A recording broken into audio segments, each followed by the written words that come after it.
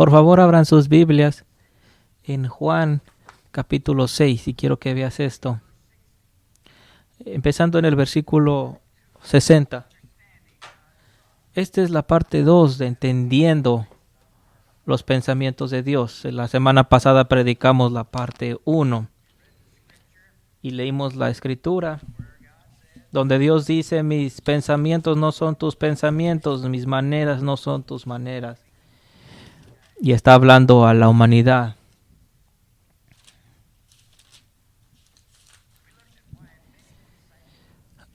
Vemos en este pasaje como muchos discípulos en Juan 6, muchos de sus discípulos, las multitudes le dejaron. Fueron ofendidos de lo que decía. Cuando dice, deben de comer mi carne. Algunos pensarían, ¿cómo comer carne? Está enseñando canibalismo. ¿De qué está tratando de decir? Y fueron ofendidos.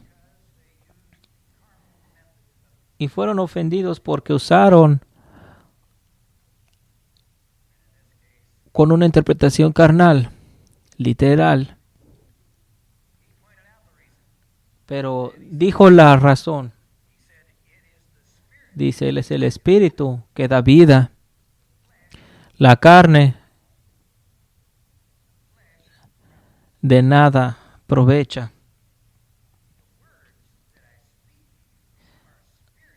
La palabra con la que te hablo es espíritu. La palabra que nos habla es la palabra de Dios. Es espíritu y vida. Pero hay algunos de vosotros que no creen. Versículo 64. Hay algunos de vosotros que no creen. Ahora, Jesucristo estaba diciendo Jesucristo que el método carnal les guió a una incredulidad.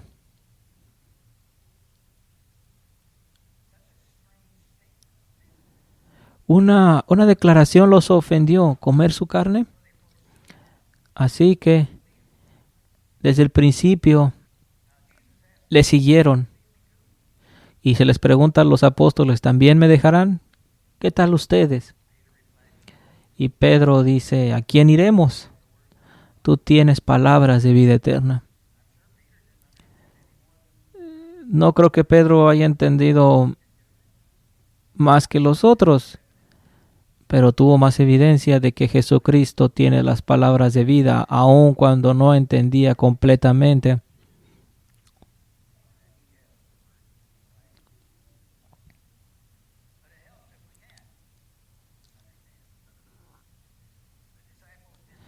Los discípulos no entendían muchas cosas hasta después de haber recibido el Espíritu Santo en el día del Pentecostés. Antes de esto no lo tenían. Otros discípulos, antes de eso, María, Elizabeth, profetizando, y otros en el Antiguo Testamento. Pero los discípulos inmediatos todavía no tenían el Espíritu. No hasta que llega el día de Pentecostés. Así que muchas cosas todavía no entendían. Y tenían que confiar en Jesucristo. No entendiendo todo. Tenían toda clase de evidencia de quién era.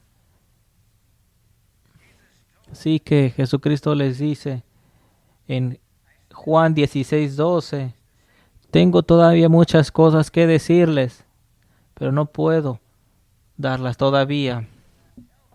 Todavía no era necesario decir muchas cosas.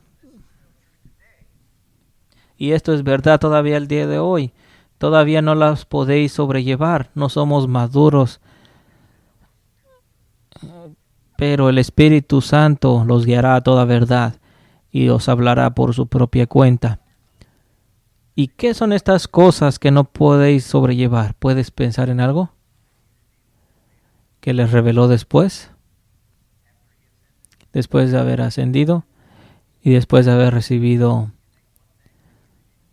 alguna cosa que les haya revelado?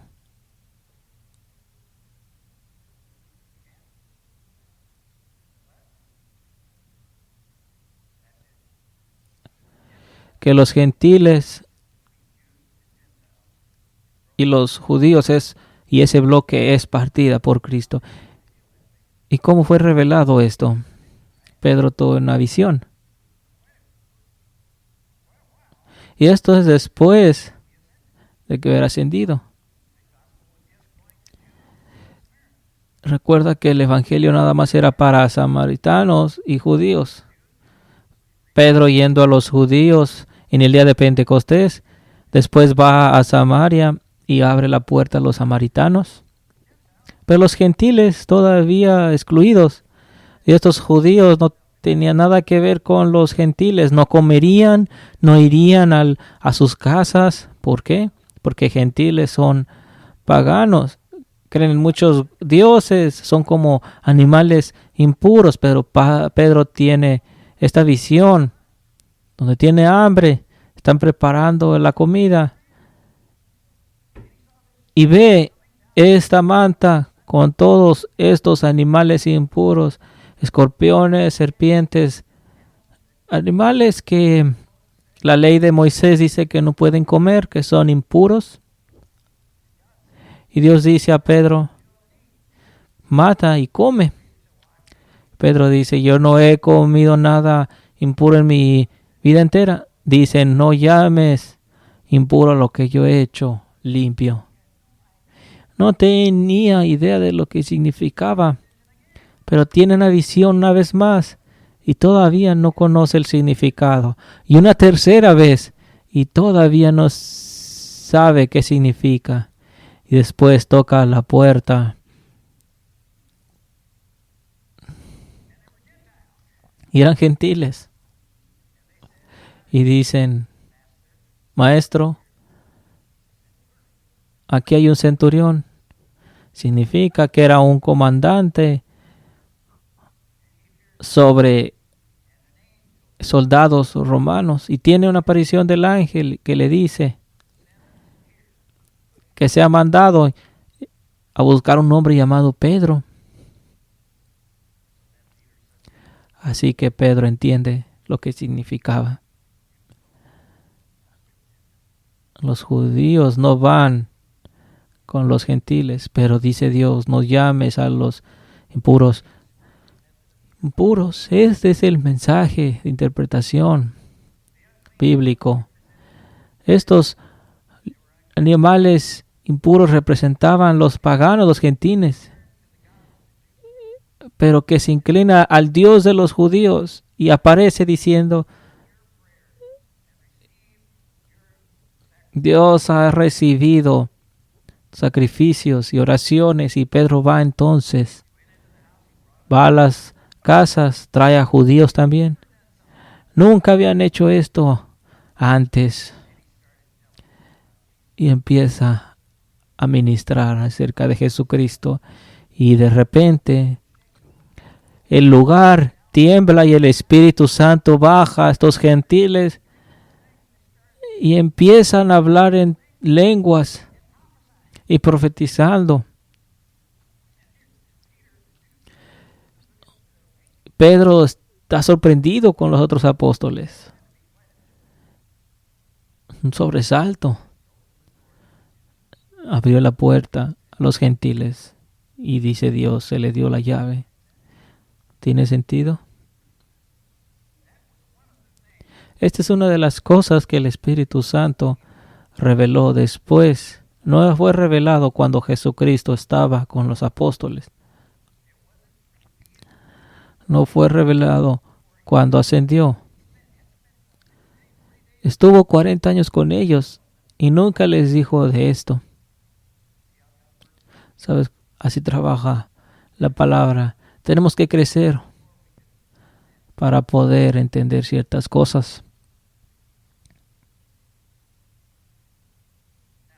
Ahora, antes de que Jesucristo fuera a la cruz, ¿puedes nombrar otra cosa que no entendían? Desde su perspectiva, todavía no entendían la idea que Jesucristo sería matado y resucitado en el tercer día. De hecho, cuando Jesucristo les dice 3 veces, dice en Marcos, que no entendían esto y tenían miedo de preguntarle. En Marcos 9:32. Inclusive Pedro quiere regañar a Jesucristo, pero tenemos que leer la Biblia. Como dijimos, tenemos que leer desde su perspectiva. No sabían, los discípulos no sabían que Jesucristo iba a ser matado y levantado de los muertos al tercer día. Aun cuando se les dice 3 veces, dice, no entendieron esto y tenían miedo de preguntarle. Marcos 9:32. Ahora, desde su perspectiva, podemos regresar a su perspectiva. Si no sabían que Jesucristo iba a ser matado, hay una razón para ello. ¿Qué otra cosa no sabrían o entendían? ¿Qué otra cosa no entendían?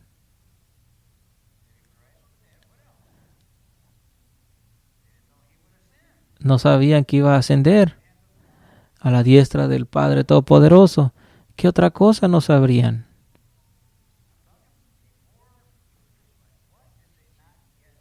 Antes de ser crucificado, ¿qué no sabían los discípulos?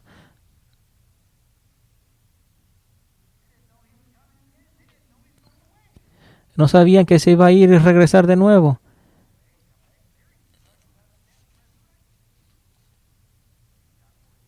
En Juan se dice, hablando de su resurrección,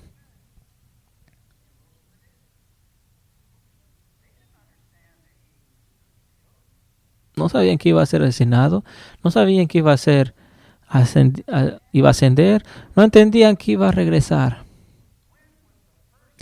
¿Cuándo fue la primera vez que se les dice, ni siquiera por Jesucristo, se les dice por 2 ángeles que vendría de nuevo? ¿Cuándo?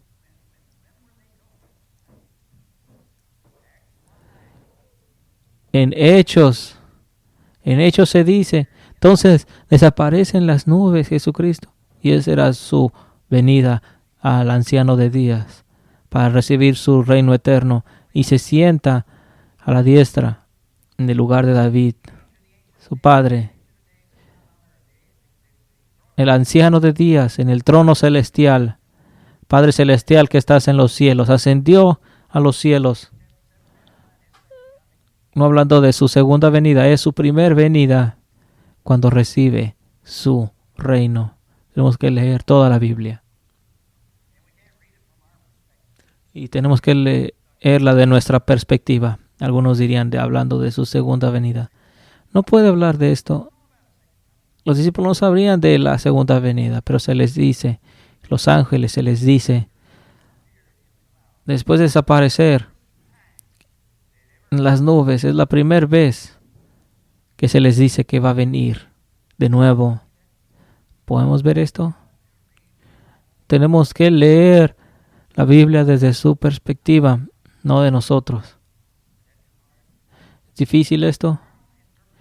Y la interpretación carnal quiere leerla de nuestra perspectiva. Pero esta es una violación de las reglas de interpretación. Es una violación de cualquier regla, no nada más mía.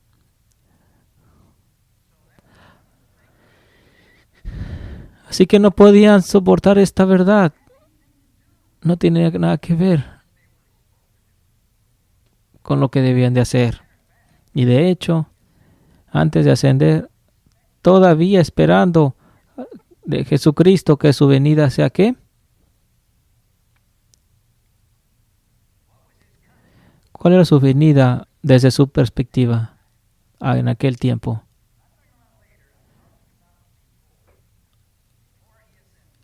Y estoy hablando antes de su venida. Que iba a venir y sentarse en el trono de David en el lugar de David su padre, y que destruiría a la bestia, Roma y Jerusalén. Era su perspectiva. Es lo que pensaban, interpretando Jesucristo carnalmente, interpretando su venida carnalmente, para inmediatamente destruir a Roma y liberar a los judíos de Jerusalén. Era su venida para ellos. ¿Podemos ver esto? Y no tomes mi palabra. Quiero que pienses por ti mismo y necesitas el Espíritu Santo. Porque el gran enemigo que tenemos no es el diablo. Eso ya está. Sino nuestra propia naturaleza, nuestro prejuicio es nuestro mayor problema. Queremos verlo de nuestra perspectiva, como dijimos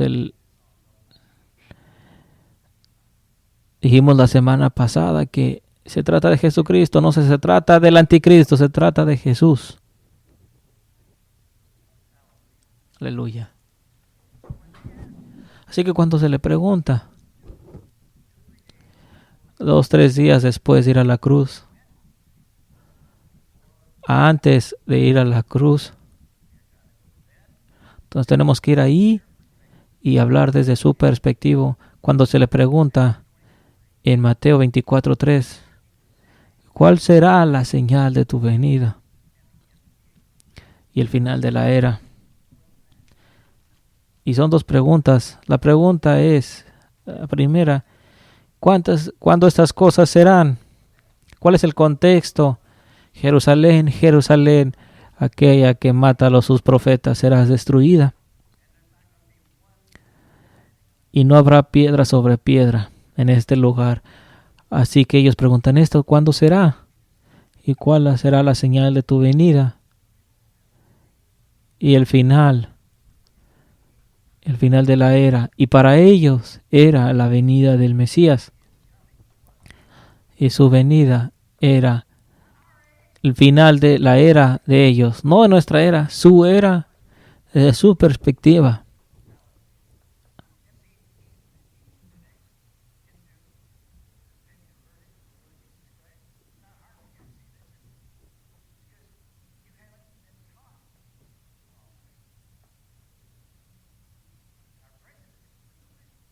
El prejuicio muchas veces es el problema.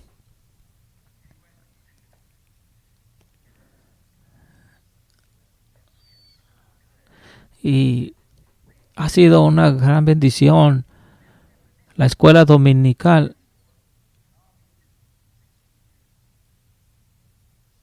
porque hablamos de estas clases cuando estamos estudiando lo de hoy predicado. Así es, Daniel 7, la idea de su venida era de este versículo del antiguo Daniel 7, donde dice que la bestia, ese cuerno, está haciendo guerra con los santos, hablando de Nerón.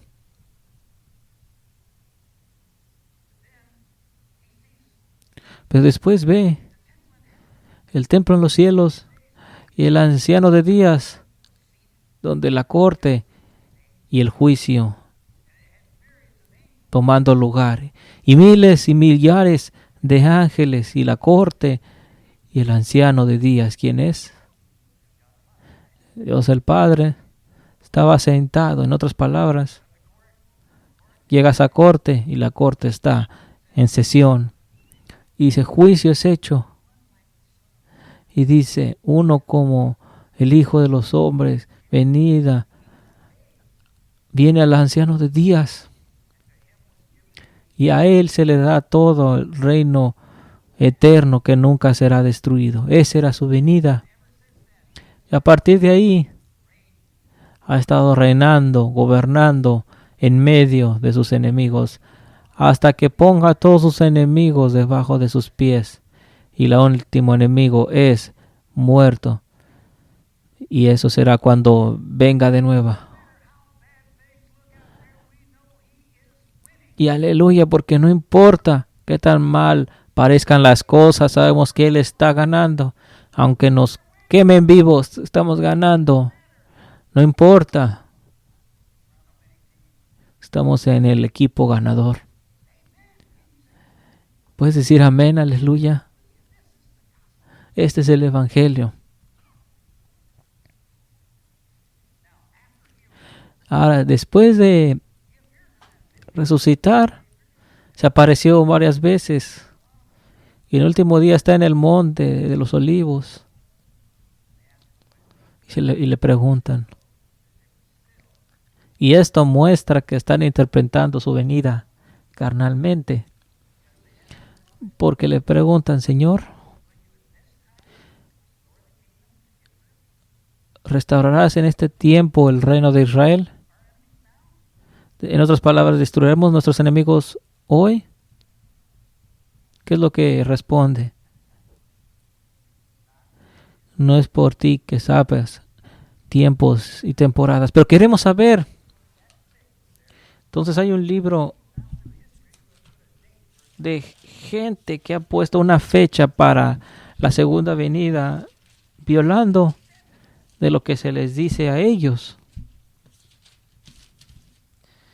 No os toca a vosotros saber los tiempos o las sazones.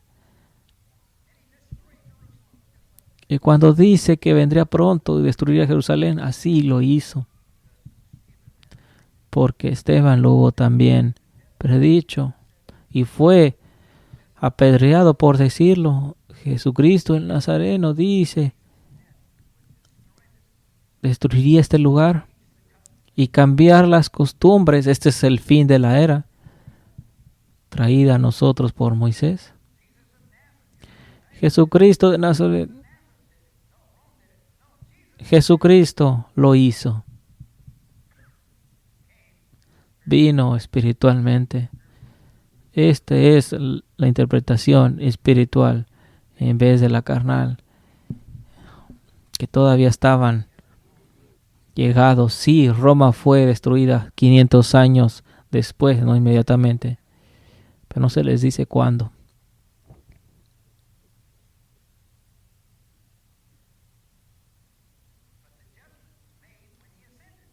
Pero el juicio fue hecho cuando ascendió. El juicio a Roma fue hecho cuando ascendió al anciano de días. Y lo probó como señal cuando estrelló Jerusalén. Esta era la señal de su venida.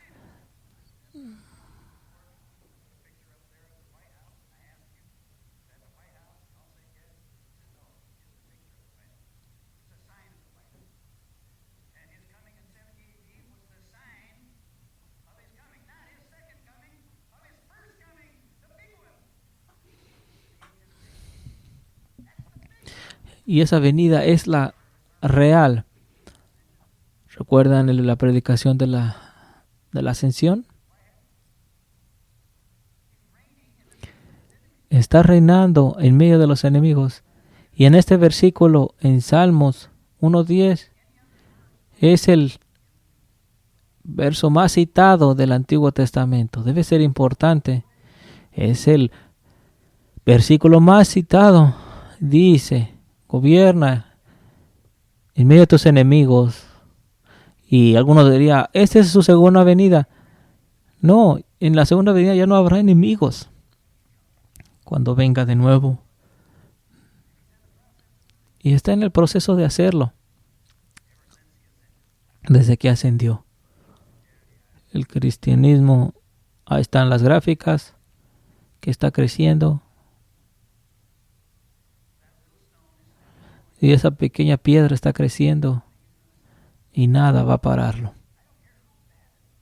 No importa qué tan mal parezca. No vemos las cosas que son vistas. Vemos las promesas de Dios y que son no vistas. Amén.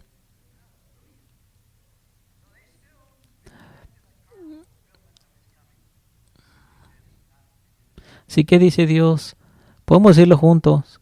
It is not for you to know. No es para ti el saberlo. No es para ustedes el saberlo. El método espiritual no especula. Siempre la especulación ha sido un pecado. Es el querer comer el árbol del conocimiento, no tocar. Porque ese método toma tanto tiempo nada más especulando. Tantas cosas que hay claras que todavía no entendemos. Y perdiendo el tiempo especulando y adivinando. Alguna vez dijo Spurgeon, el príncipe de los predicadores, dice, adivinos.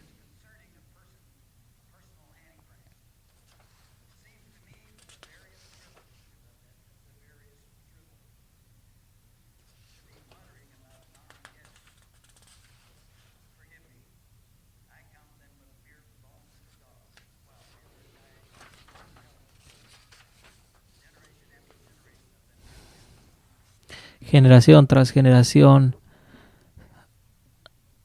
tiempo perdido adivinando.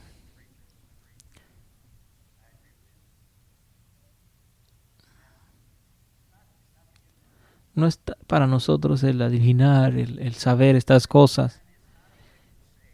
El hombre espiritual puede decir, no lo sé. No lo sé si no sabemos. Si crees que tienes que tener la respuesta, no es así. Puedes decir, no lo sé. No significa qué significa. Pero después Dios, a través de la meditación, una y otra vez, me muestra aquí y allá. Y cuesta. Me ha costado. Pero estamos dispuestos a pagar el precio.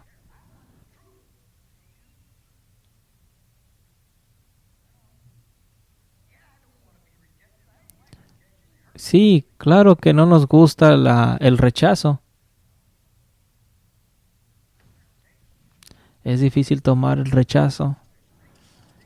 Cuando mi madre me decía que Jesucristo no es Dios, me gritarían que Jesucristo no es Dios, porque rechazaban la Trinidad.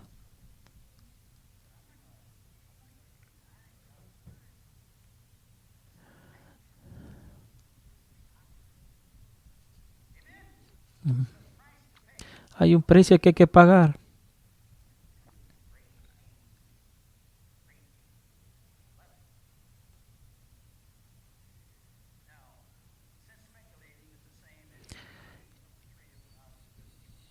Y al decir que especular es lo mismo que comer del árbol del conocimiento del bien y el mal,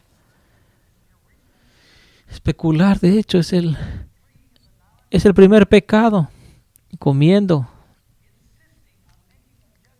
insistiendo, querer entrar en negocios donde no tenemos parte.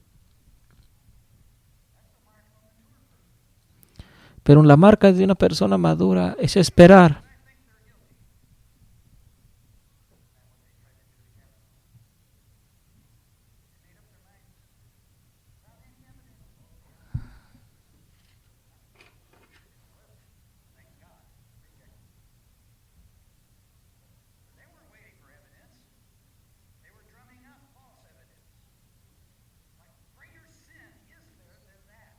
¿Qué pecado más grande no puede ser que una injusticia e imparcialidad? Ahora, no preguntaremos y pediremos por sabiduría, no. Dice, si alguien pide, Dios dará esa sabiduría.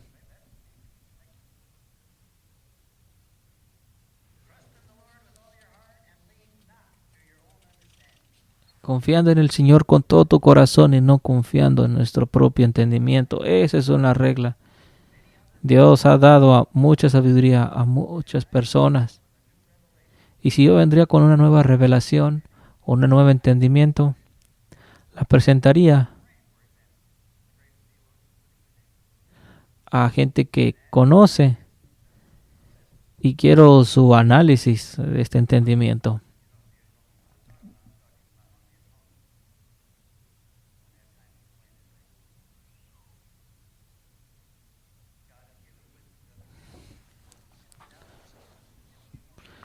Así que debemos de respetarnos los unos a los otros, porque no solamente Dios te habla a ti, les habla a muchos hombres y debemos respetarnos los unos a los otros. Así que la oración puede ayudar.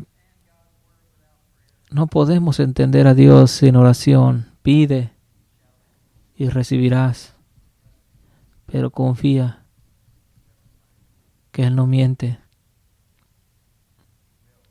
Él lo dará. Necesitamos el Espíritu. Necesitamos esa fe para creer que Él nos hará entender lo que necesitamos entender. Lo que no necesitamos entender no dará.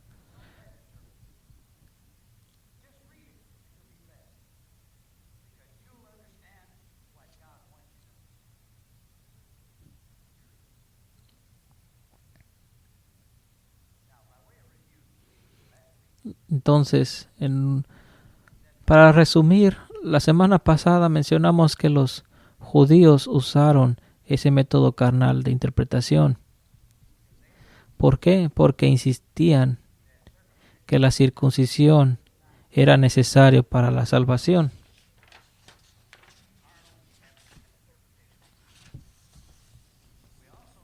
También mostramos que Pablo usó el método espiritual enseñando en los elementos pobres de las leyes ceremoniales que solamente eran sombras de la sustancia cumplida en Cristo.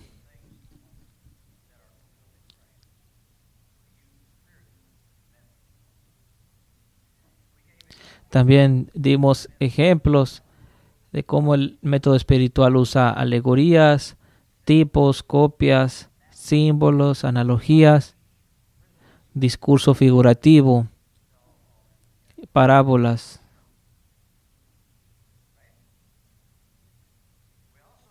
También mostramos que el Espíritu Santo nunca usa el método carnal. Jesucristo lo dijo, que la carne de nada aprovecha.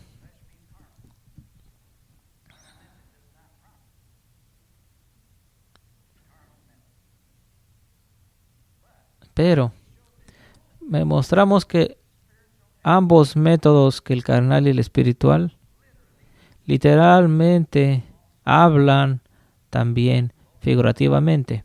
Habla los dos, literal y figurativo. ¿Por qué? Porque la historia de la Biblia es literal también.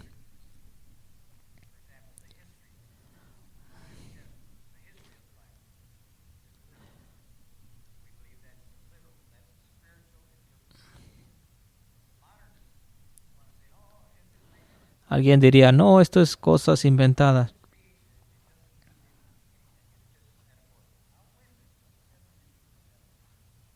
Y espérate un momento.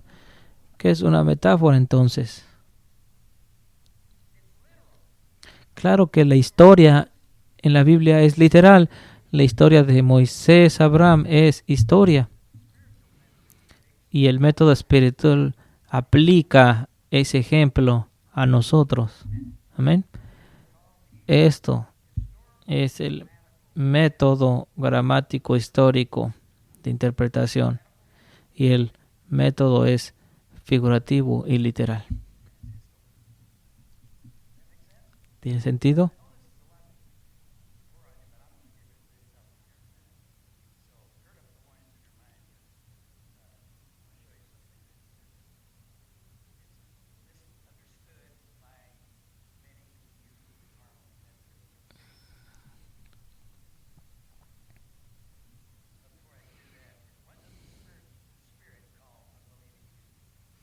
Entonces, ¿qué es lo que el Espíritu llama a judíos que no creen. ¿Cómo los llamó a estos judíos?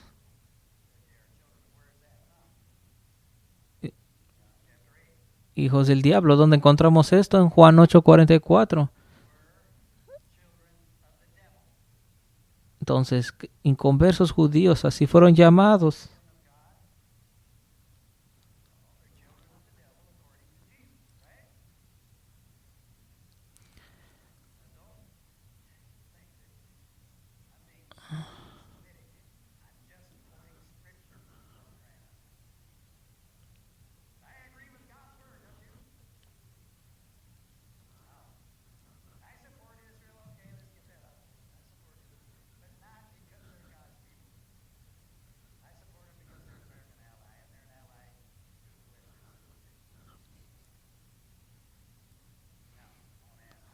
Ahora, te quiero preguntar algo. Melquisedec fue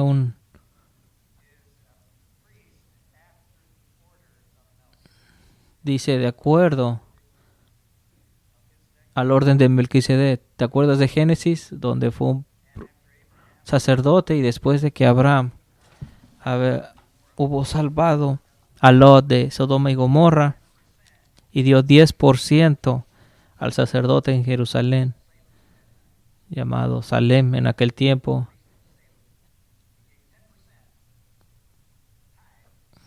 Dando 10% a Melquisedec. Ahora el Antiguo Testamento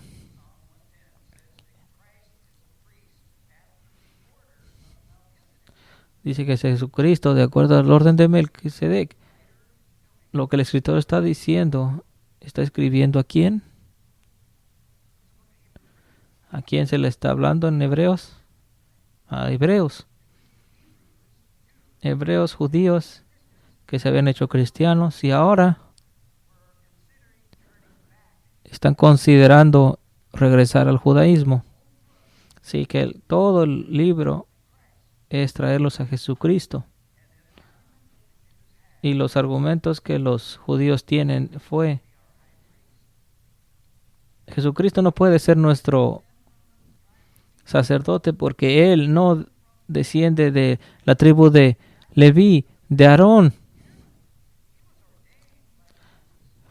No fue ordenado por Moisés y nadie puede ser sacerdote a menos de que fuera descendiente de Aarón. Ese era su argumento. Así que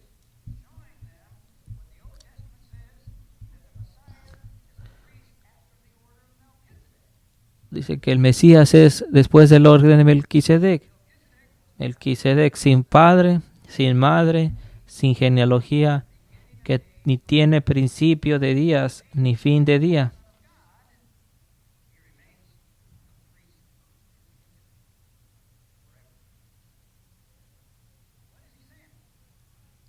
¿Y qué está diciendo? Aquí está la interpretación carnal. Melquisedec es Jesucristo, no tiene padre y madre. No es así, está diciendo que no tuvo padre y madre como Aarón, hablando de una dinastía. No viene de una línea de sacerdotes. Y muestra que tampoco Melquisedec lo tuvo. Que no tuvo un padre como Aarón o una madre como la iglesia. No tuvo eso. Y así es como Jesucristo. Después del orden de Melquisedec. ¿Podemos ver todo esto? Espero que puedas verlo.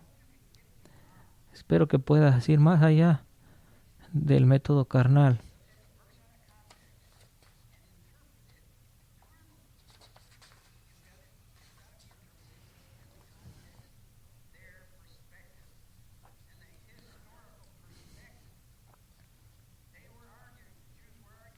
Los hebreos estaban argumentando, debatiendo. Jesucristo no puede ser nuestro sacerdote. Él no viene de Aarón, no es un descendiente de Aarón. Así que el apóstol responde, pero es después del sacerdocio como Melquisedec. ¿Podemos ver esto?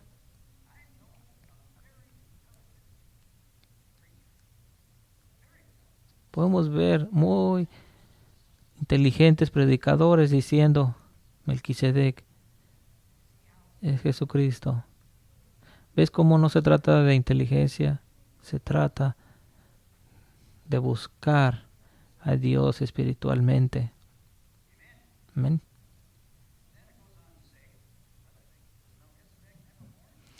Melquisedec nunca nació, algunos dirían, diciendo no teniendo principio de días ni vida. No está hablando de él, está hablando de la dinastía. No había principio ni final. Lo mismo con Jesucristo, el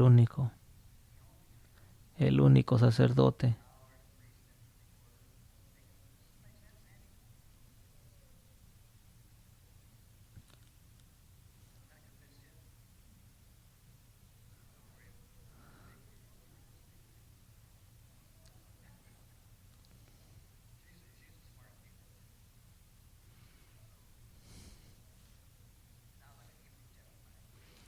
Y vamos a continuar con Hebreos 5. Vamos a llegar personal porque está hablando de nosotros. Dice, tengo mucho que decir acerca de Melquisedec y difícil de explicar, por cuantos habéis hechos tardaos para oír. Difícil de explicar, por cuanto os habéis hecho tardos para oír. Hebreos 5. 5:12, porque debiendo ser ya maestros después de tanto tiempo, tenéis necesidad de que os vuelva a enseñar cuáles son los primeros rudimentos de la palabra, y habéis llegado a ser tales que tenéis necesidad de leche y no de alimento sólido. Y todo aquel que participa de la leche es inexperto en la palabra de justicia porque es niño. Pero alimento sólido es para los que han alcanzado madurez, para los que el uso tienen los sentidos ejercitados en el discernimiento del bien y del mal. Necesitas leche y no carne sólida, porque todo aquel que toma leche todavía es un niño, dice Pablo. Ahora, vamos a ver los dos métodos. Lo infantil comparado con lo espiritual.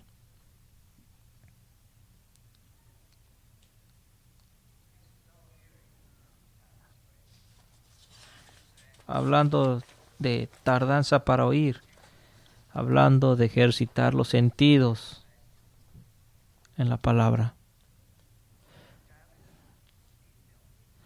El niño necesita leche. El maduro puede tomar comida sólida.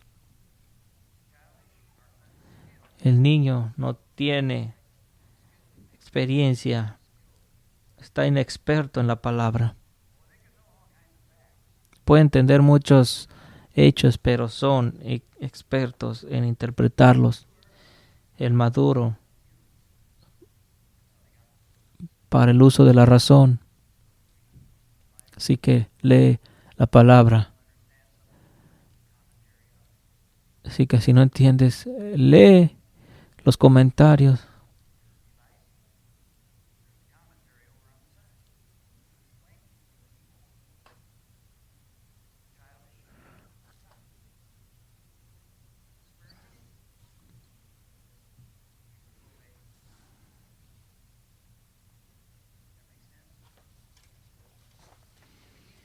Así que necesitamos ayuda.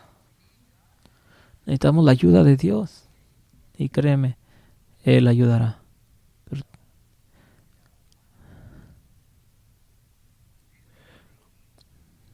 Toma lo que escuchás, dice Jesucristo. Toma lo que escuchás. Porque la misma vara que usas para medir en vida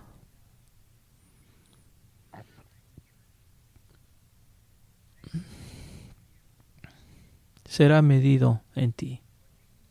Lo que Jesucristo dice.